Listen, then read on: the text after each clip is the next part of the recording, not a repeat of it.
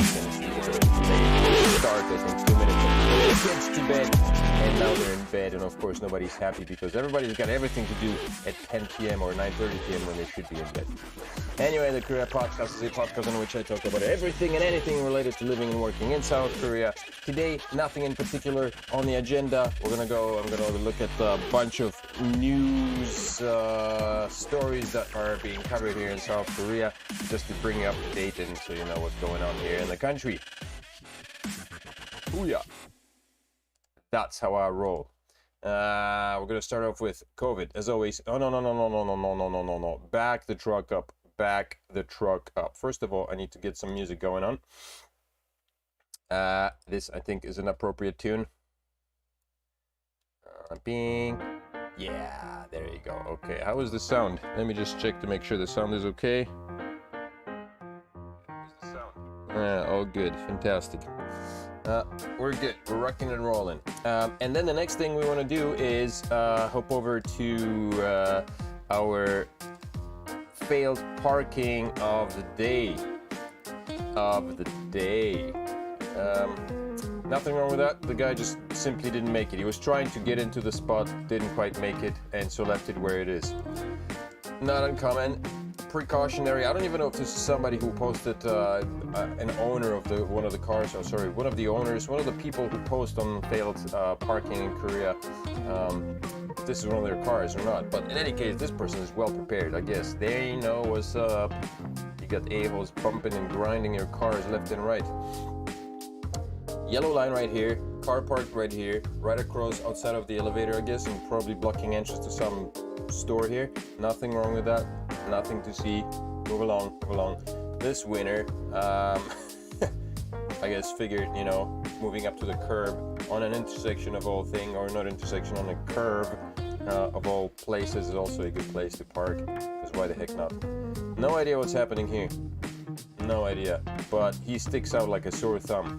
And a thumb that sticks out needs to be hammered in. Oh no, that's a nail. Tesla. Well, what's wrong with this picture? I don't even know. Yellow lines and no idea what's going on here. I don't think there's anything peculiar about this positioning, is it? I mean, he didn't drive inside, so yeah. That's the same car we just saw a little while ago. 2 feet, 3 feet away from the curb on a turn. Yep. Small selection of pics today, unfortunately, but that's how it is. We didn't have a lot to say, I guess, people over the past week.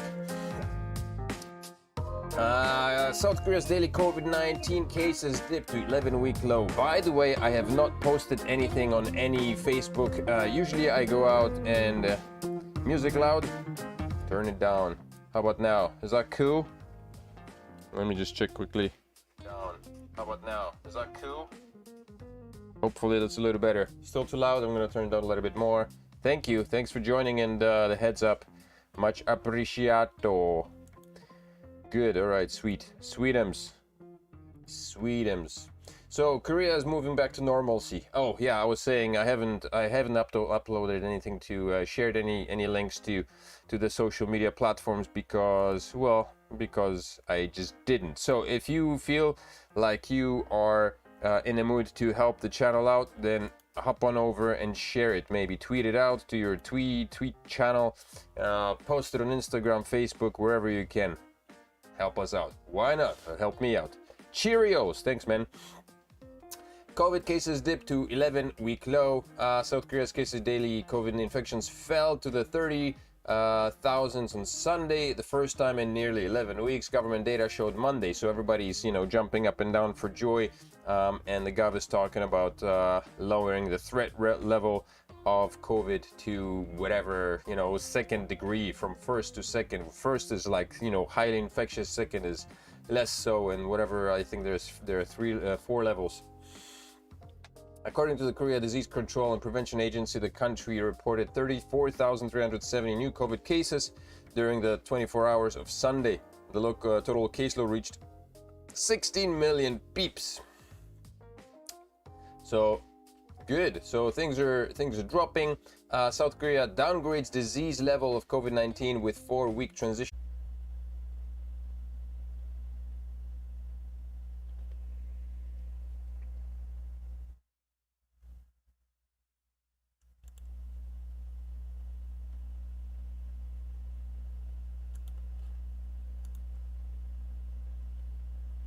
Lisa shared it. Are we back online? Hopefully. Let me check here. Are we back in business?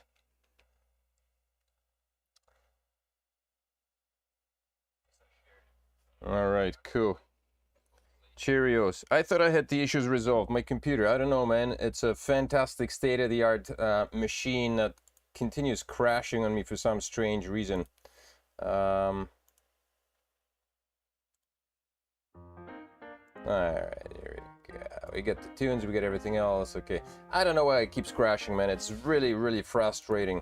I took it down to a computer vet here in the neighborhood, one that, you know, does everything for me basically, and they said to leave it overnight and they would check it out to see maybe it's a power surge or maybe the power supply wasn't enough and the computer was crashing because of power overload. So I decided to upgrade my power supply and bought like a 750 watt power supply for the computer. Before it was 500, so I upgraded by 250 watts, and still nothing's changed. So I don't know if there's a short circuit or what the heck's happening, but it's really aggravating, and I think it may just be overheating.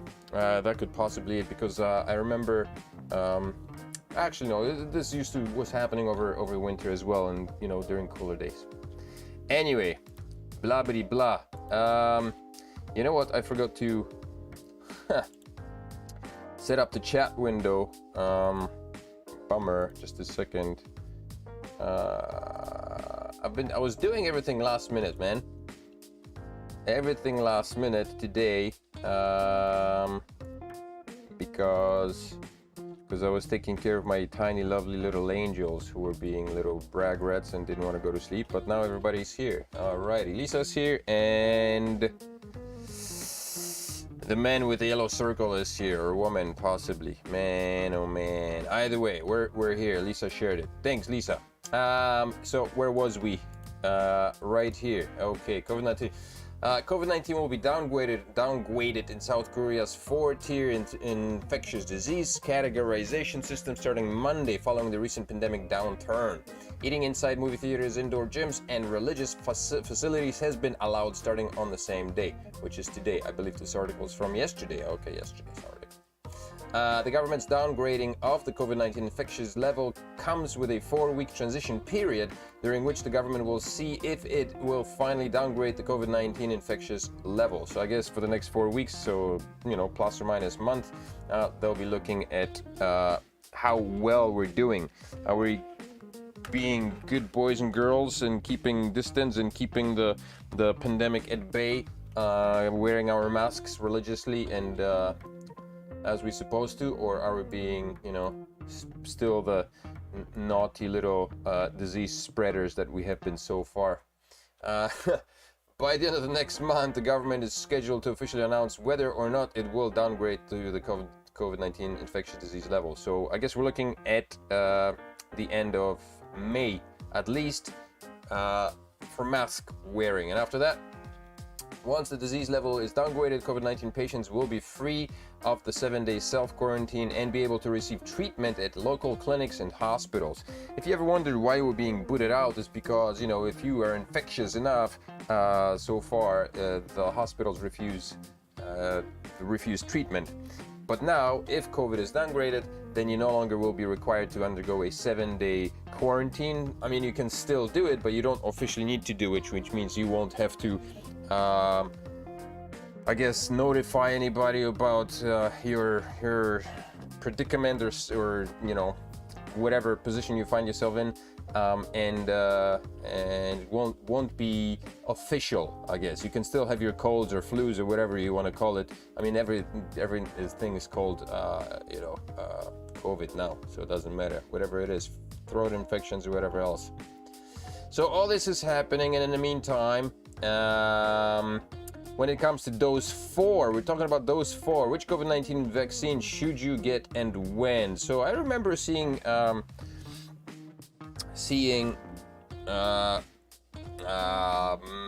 physicians talk this was at the beginning of, you know, the whole pandemic, when vaccines were just coming out, and physicians were talking about the fact that there is bound to be problems related to the mixing and matching of vaccines. and they were talking about accidental mixing. Now apparently it's circulating, the news is circulating around the internet, and people are preaching about it, saying that it's okay to mix and match because they're vaccines. And unlike medication, you know, whatever it is, Prozac and the other ones, I don't know why I chose Prozac. You know, vaccines are okay to mix because after several weeks there's no more trace of vaccine in your body, and so mixing other ones should be okay. I'm not a physician, I have no idea, but like the idea of mixing vaccines produced by different companies and basically running different, you know, I mean, they're all mRNA vaccines, for the ones that you're using. The ones, I guess, if you're getting vaccinated with an mRNA vaccine, it doesn't matter if it's a Johnson or Moderna. I guess that's the idea, but it's still something that makes me feel iffy. Although I didn't get any vaccines, so that's really no concern of mine. But yeah, administration. So actually, there was an article circulating around Facebook, I guess, the best source for news and information, saying that it was actually beneficial to have vaccines mixed vaccines, because apparently it would help boost your immune system, or not immune system, but your immune system against COVID. Shin, a company employee in their 40s,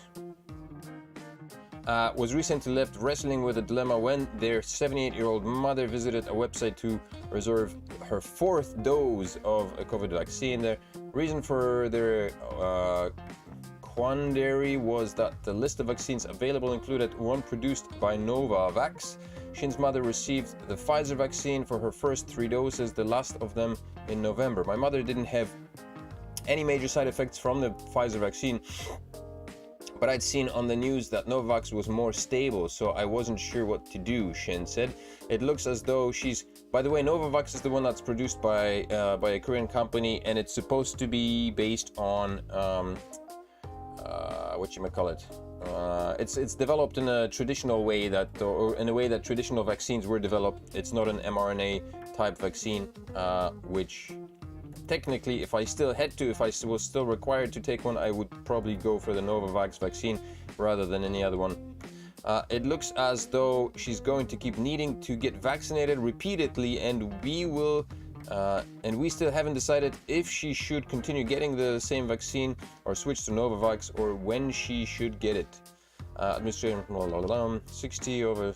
The government is recommending vaccination for older Koreans due to the dwindling effectiveness of the 3rd dose in that population, and the fact that around 90% of critical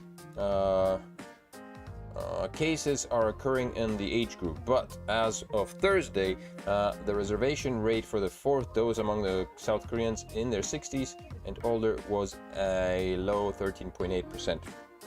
Lisa says, I used Google Translate to check out the characters of the person's name above and sent you a screenshot. Okay, where's the screenshot? Is it on Facebook? On YouTube, Rabbi? Oh, right there. On Facebook is what I meant.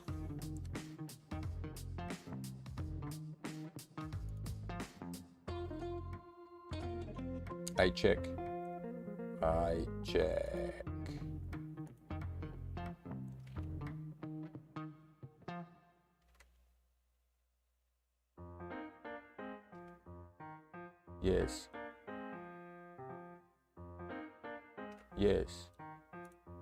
Yes, I know. Sorry, I missed something. I'm missing something here. What am I missing?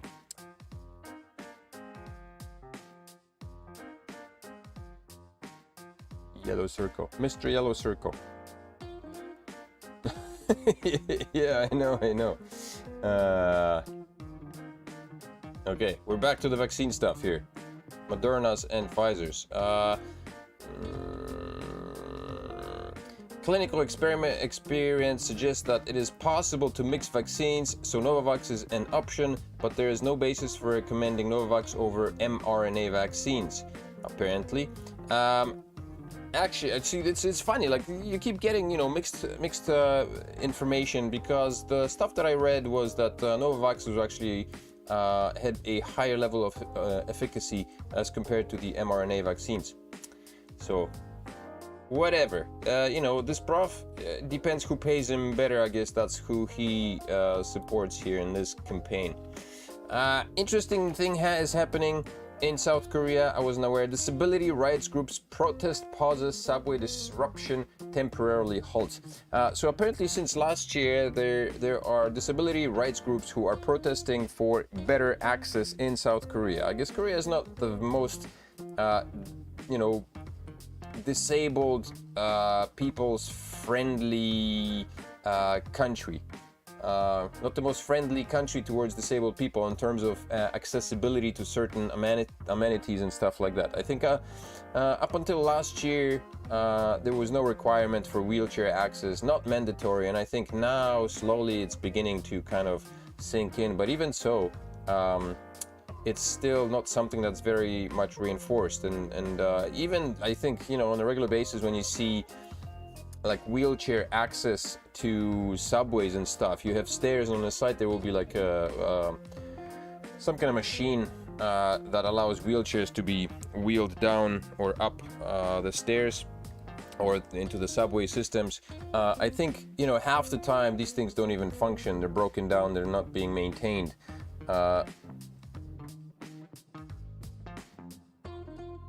It's about time. Accessibility needs to be considered more often. Yeah. Delays in subway operations will stop temporarily as a disability rights advocate group decided to pause its daily rush hour subway protests. So these people were protesting during rush hour subways, and a whole hail of shitstorms coming their way as a result. Solidarity Against Disability Discrimination, Korea's largest disability rights group, said Sunday night that it would pause its subway protests until next Monday. This disability rights advocacy group said it will wait until next Monday, when the finance minister nominee Cho expected to give an official answer to its request at a hearing.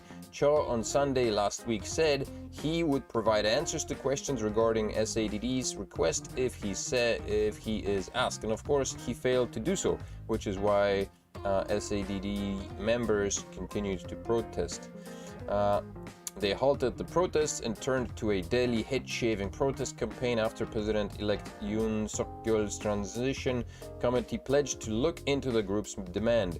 The transition team provided some measures to improve mobility rights, but the group resumed its subway protest last Thursday, saying that the transition team's suggestion does not include a specific time frame and a detailed plan for securing the necessary budget. Basically, they're getting a runabout, or runaround.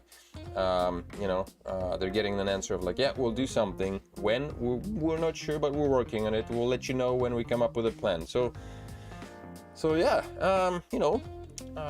it's no mystery, or it's no secret that Korea has had a pretty horrible history to the handling of people with handicaps at any level in South Korea. And so they're, having a group advocating the rights of people with handicaps here is dearly needed, and clearly it is not very well supported just yet. As it looks, police questioned disabled advocacy group chief over rush hour subway protests. So apparently, Solidarity Against Disability Discrimination was sued by Seoul Metro on charges of delaying train operations in Seoul on 6 occasions between January and November of last year by staging subway protests to call for the improvement of disability rights. Yeah, it is disappointing, Lisa, that's right. And not to mention that, so these are the people. They make up, I guess, I don't know. I don't know how many members there are. I don't assume that there is a massive amount of people. And I guess maybe the people behind them are supporting them as well. And I guess, things like that do not have lobbying groups in the government lobbying for them, because I don't imagine that this particular advocacy group has a budget thick enough to support lobbyists. And so yeah, any changes, any improvements coming their way will be taking a very long time, because that's not the priority of any changes, right? There are much more important pressing matters, which we will get to in a second. The protests continued into this year. So when did it start? Seoul's between January and November. So this started basically last year. It's been over a year, yeah? January, November of last year by starting subway protests. It kind of slowed down over Christmas, I guess, and then resumed. Now funding for disability rights and government fiscal plan, and his confirmation hearing May 2nd. So yeah, there's lots of talk of we're going to do it when we're ready, when we're damn bloody ready. Maybe, you know what, before I move on,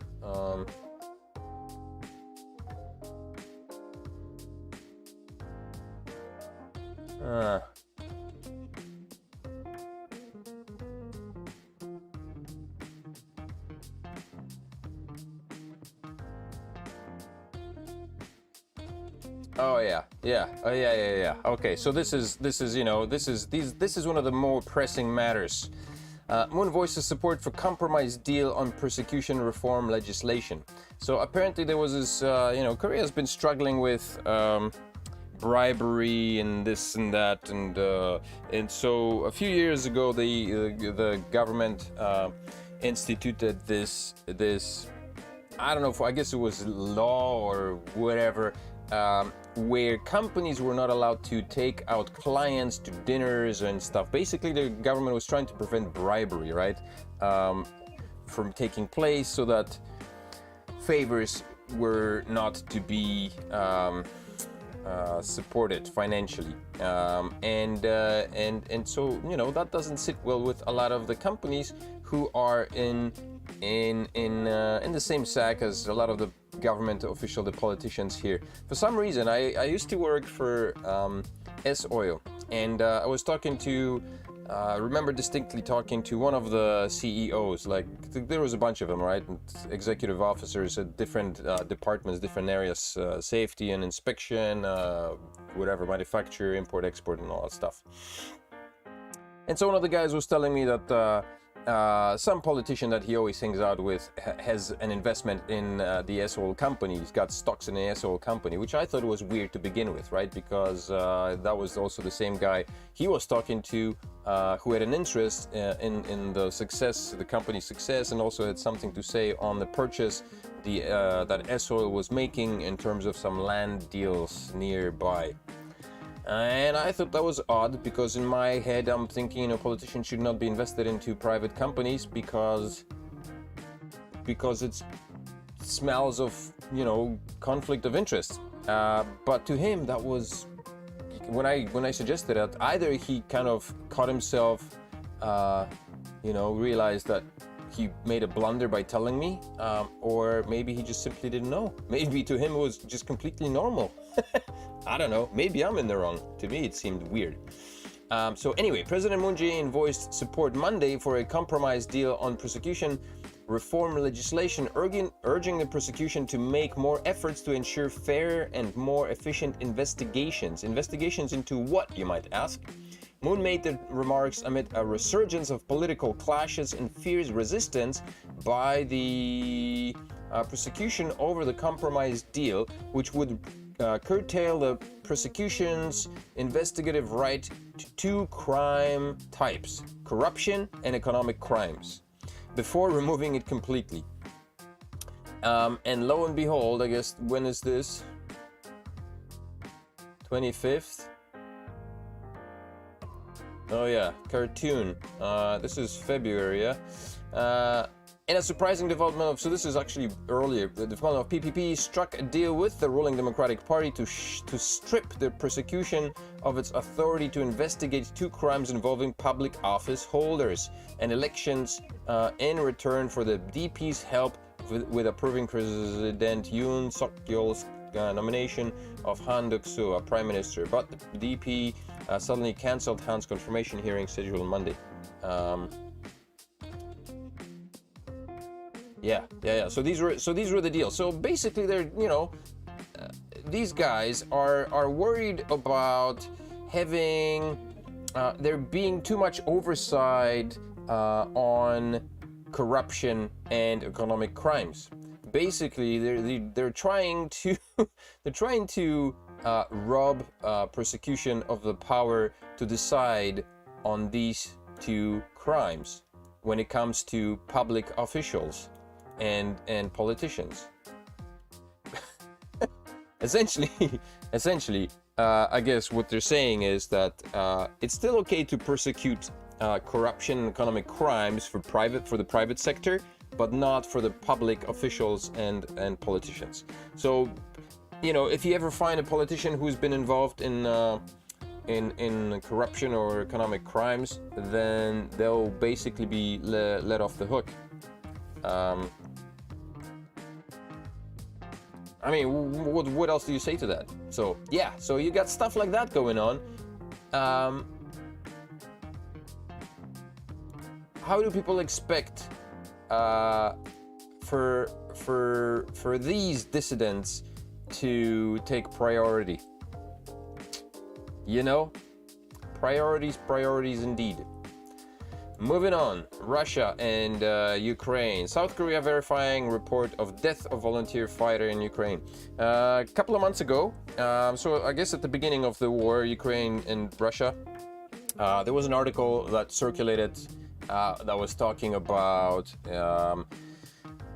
special force trained military marine dude, a Korean guy who basically packed up his junk and took, I think, 3 or 4 of his buddies, I think 3, and they hopped on a plane and flew over to help Ukraine. And basically the Korean government, because they are, you know, part of the military, I don't know if they're on acting duty, maybe not, but in any case, you know, they must have a certain level of what's the word of clearance in order, you know, at this level of military vigilance, I guess. In any case, they hopped on the plane, 4 of them, I guess, 4 or 3 of them maybe, and against the government recommendations or prohibitions, and flew over to Europe. And so this article basically says, this is from April 22nd, says that South Korea's foreign ministry said Friday that it is ascertaining the veracity of intelligence that at least one of its nationals participating in the Ukraine war as a volunteer fighter has died.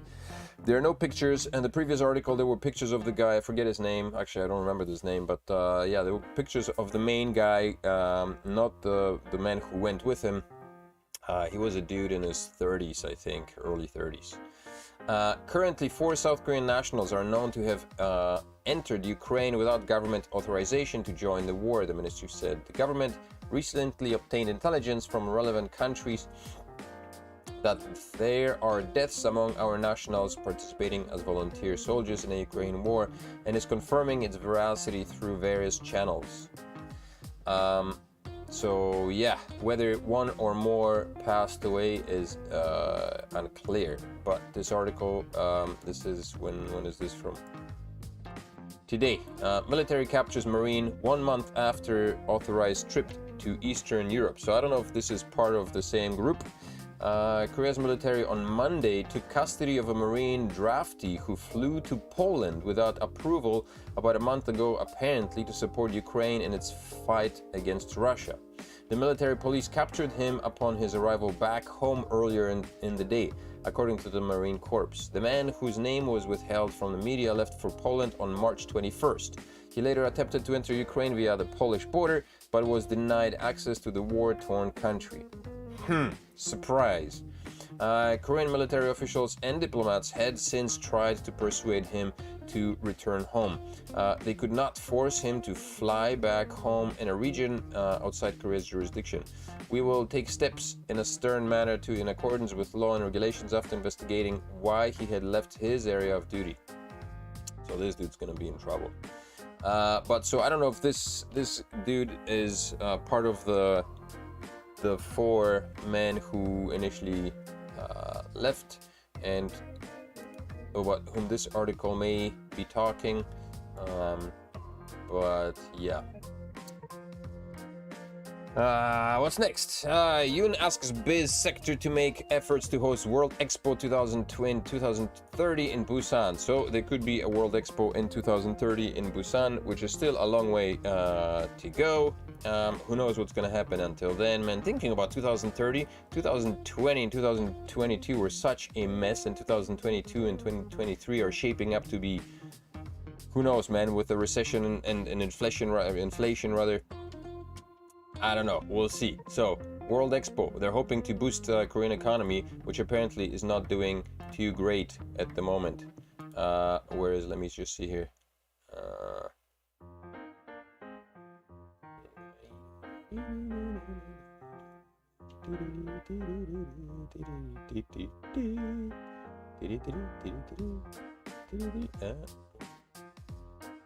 Oh yeah. Finance Minister nominee dismisses stagflation concern, sees high inflation.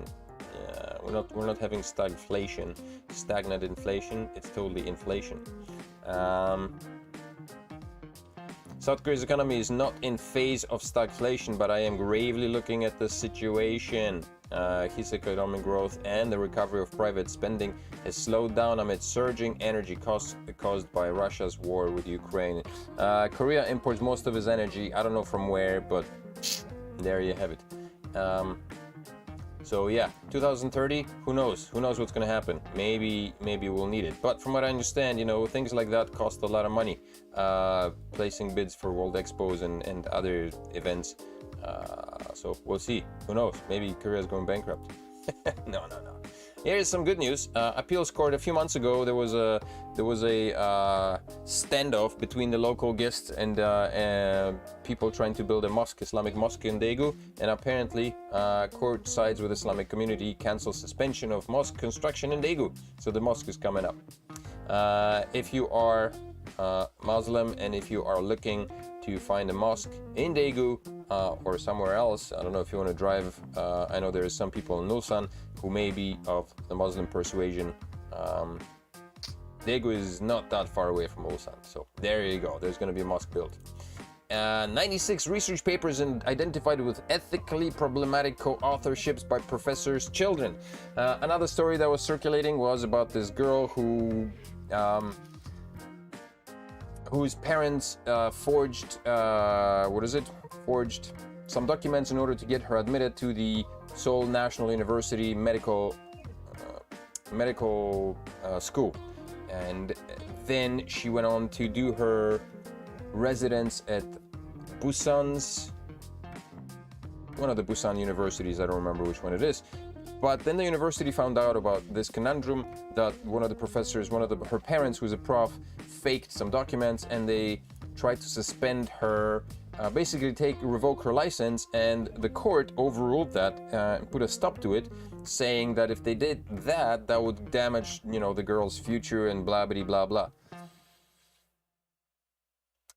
So anyway, and apparently now there's more and more coming out. 96 research papers identified with ethically problematic co-authorships by professors' children. The Education Ministry said Monday it has identified 96 universities. So blah blah blah. 96 university and college research papers with ethically problematic co-authorships by children of professors or children of their colleagues produced between 2017 and 2018. And this was taken out of a sweeping probe of 1,033 published studies. In terms of schools, 22 were discovered at Seoul National University, followed by Yonsei University with 10. Yongguk University and Jeonbuk National University both reported 8 cases. So the 4 top universities are basically, I don't know, plagiarizing or whatever the heck they're doing. You know, they're weaseling their way through. You know, like graduating from these universities and with a good job is a hard thing to do. Korean education pushes every single child through the same mill in order to get to this point and be at the top class, and many of them spend hours and hours learning and studying and wasting their lives away in front of books and computers and behind desks. And then you've got these schmucks who are basically trying to cheat their way through, and I think they should be punished, because why the heck not? I think the law should take matters in their hands and strike with the, you know, fearful fist of fury. Because why not? I mean, if you are talking about equal rights for everyone, then these people should be made example of.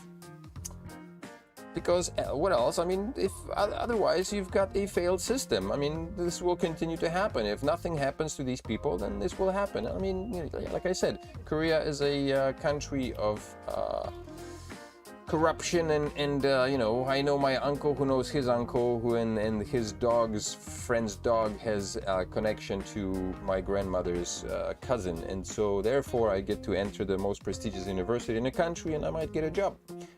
And that's not cool. But they should punish the profs more than the students. Well, I mean, it's not like the students were unaware of what was happening, right? I mean, the students were very keen on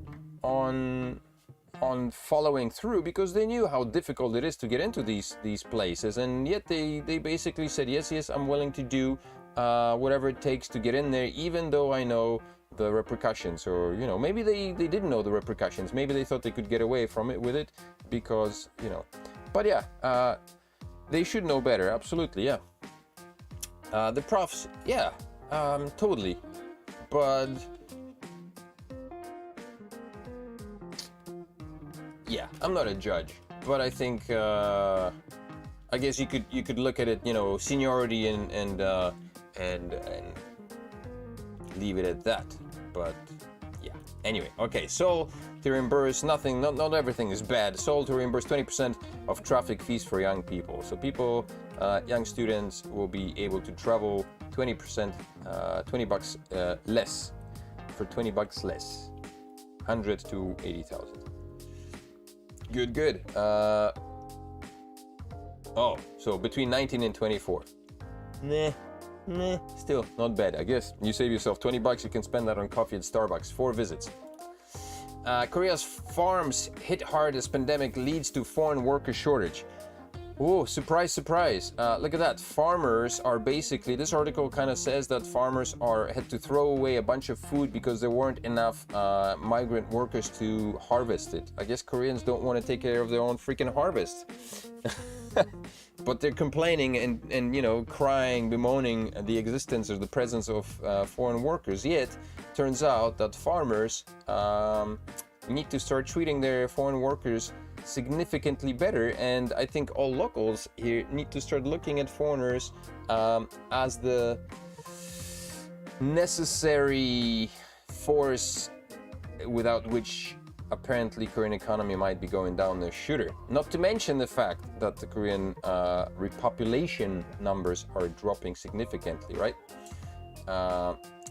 Kim Jin-taek, a vegetable farm owner in Anseong, Gyeonggi province, would normally be harvesting thousands of heads of lettuce during the spring season, but instead he had to destroy his crops as there were simply no one to harvest the perfectly tradable vegetables. No wonder food and crops are like food's gone up, food prices have gone up.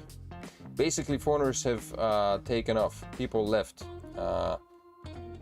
45 greenhouses this dude owns. Wow, producing lettuce, chicory, and other leafy green vegetables. Initially had 9 workers from Cambodia before the COVID-19 pandemic started, but the number has been cut down to 3 since then, and only recently was he lucky enough to be able to hire 2 more workers. Yeah. And then a lot of the farmers, well, I don't know a lot, but there's still stories of farmers coming out of farmers basically swindling people, you know, and stealing their money and stuff like that, which that's what you get, man. We did this. Yes.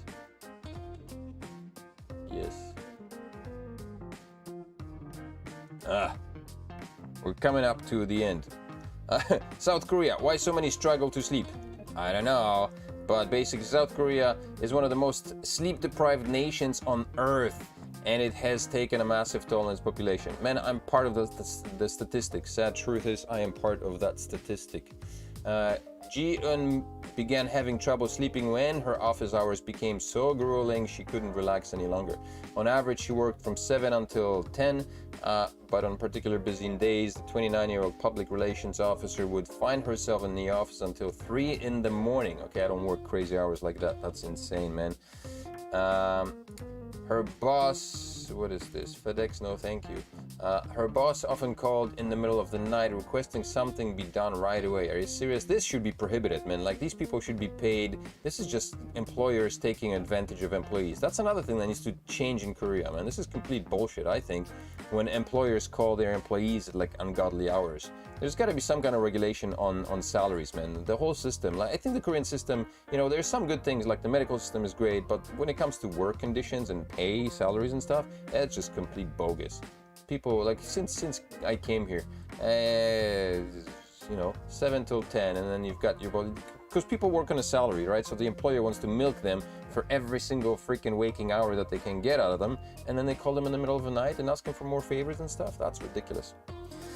The students, Lisa says, the students are used to having things done for them. I'd expect the profs to be more ethically aware. Yeah, absolutely, I agree with that. But the students, maybe, I don't know, like back home, if you're a university student, I think you need to be a little bit more aware of who you are as a person, as an individual. And if you're just a pushover kind of, you know, mindless drone here as a student, if that's the student body in Korea, yes, professor, I'll do that. Well, then what kind of students? Maybe the entire education system needs to be rethought here in Korea, because it's breeding that kind of studentship, and then you get the same professorship, and you know, that stinks of inefficiency in my mind. South Korean Supreme Court rules consensus: same-sex sex acts between soldiers are not punishable. There you go. As long as it's kept private, I guess. You know, don't start whipping things out in the middle of your sleeping quarters. South Korean Supreme Court ruled that soldiers of the same sex who have consensual sex in a private space cannot be charged with assault according to the Military Criminal Act. Why would they be able to, who would charge them if it's consensual? Unless, of course, you know, it could be deemed inappropriate as it's happening in an area of space of work. I don't know how that would work. I mean, do soldiers get regular visiting hours from like their wives, girlfriends, or whoever? I don't know if most of the kids are married at 20, but some of them do have girlfriends. So do their girlfriends get to come over and do they get to shack up with them on the base, or like what's the deal? Because I mean, if that's not the case, then I don't think that this should be punishable by the act of military. What's the word? Military.